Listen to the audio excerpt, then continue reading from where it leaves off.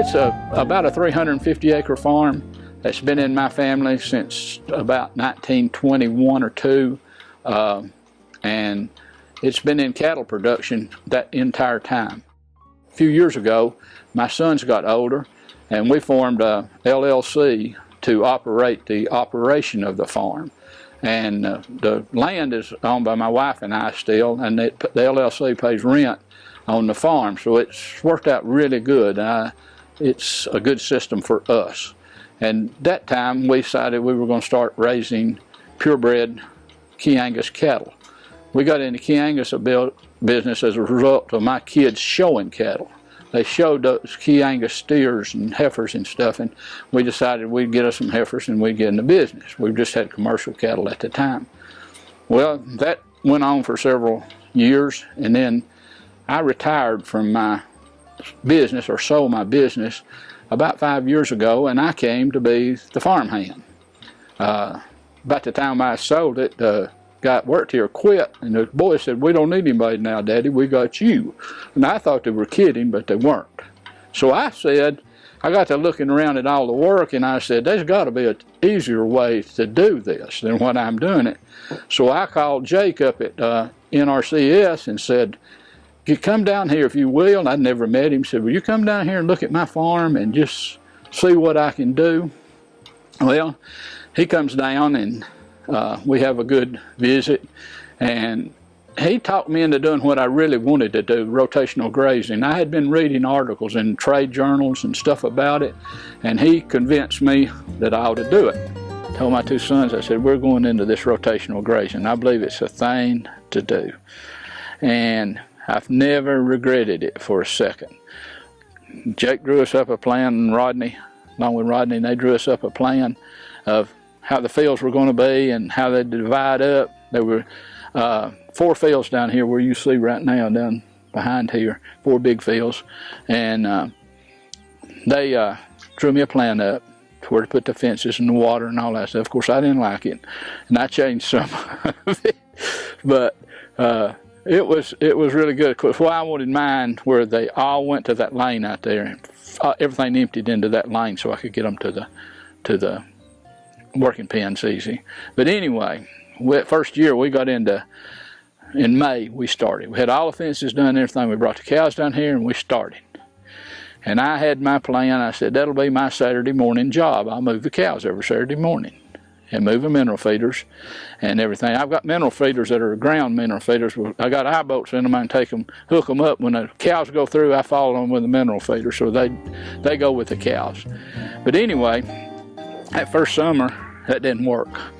By the 3rd, 4th day, I was having to move them. I said, because one field was growing up pretty fast, and I said, I don't want to let this one eat to the ground, and that one's still growing. So we were moving them sometimes every 3 and 4 days. And just another side note that I forgot about rotational grazing, it helps your fly control a lot too, a lot. And anyway, it was just working so good, and everything was going, and I thought, this is all right. And even my youngest son said, "This is going to work, Daddy."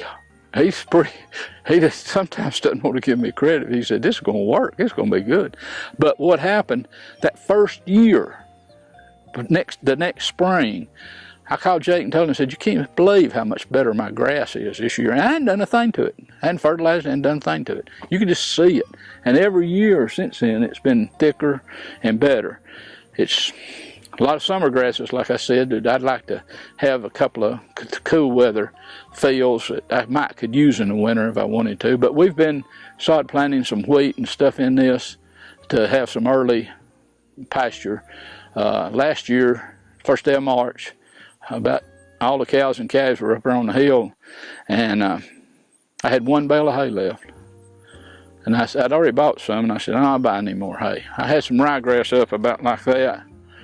And I said, I had 2 fields of it. I said, "Good luck, girls. You better not eat it all one day."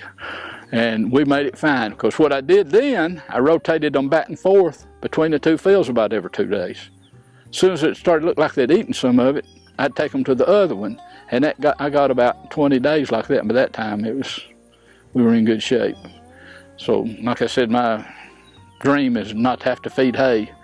And if you really put your wheat and rice and stuff in this in the wintertime, you might could do it cheaper than you can buy hay. I hadn't put the pencil to it yet. I'm gonna see.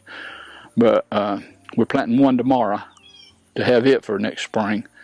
Just one paddock is all we're doing tomorrow, but it's the biggest one down here. It's about a 15-acre one. Most of them that we made run from 7 acres to that 15-acre. Most of them are in the 8, 9, 10 range, which I think is a good size for my cows. Now, if you just had 20 cows, that wouldn't be, that'd be too big. But that, what we call mob grazing, is the secret to it. Put a whole bunch of cows and calves on a small place, and what they leave you is nutrients. They leave it on your soil, and they stamp it in the ground. And I, riding down here, was talking to Alan, and I said, you know, my cows can do more for the health of my soil and my grasses than I can ever do with a bush hog or a plow or anything like that. You let your cows work for you, and they'll take care of you. I'd be remiss greatly if I didn't mention some people that have been, for years, some of them, partners, I call them, in our operation. And of course, NRCS is just, they've been the latest and really helped us with this rotational grazing. And I thank them every morning, every day that they taught me into it. And the Agriculture Extension Service here, with their Master Beef program, have helped us a lot in our cattle management. And the Tennessee Cattlemen Association, they have a great magazine. If you're not a member, if you've got cattle and you're not a member of the Tennessee Cattlemen Association, I'd advise you to do it just to get the magazine and read the articles about what people are doing. And I've gotten a lot of information from there. And then, of course, the Tennessee Department of Agriculture, through the enhancement program, I've built a cover over my working pen last summer, and it's, we didn't know how bad we had it till we got the cover. And biggest thing about it, we work cattle a lot in the summertime, is the shade. Not the rain, we have shade now, and the cows do it, act a lot better in the shade than they do in that hot sun.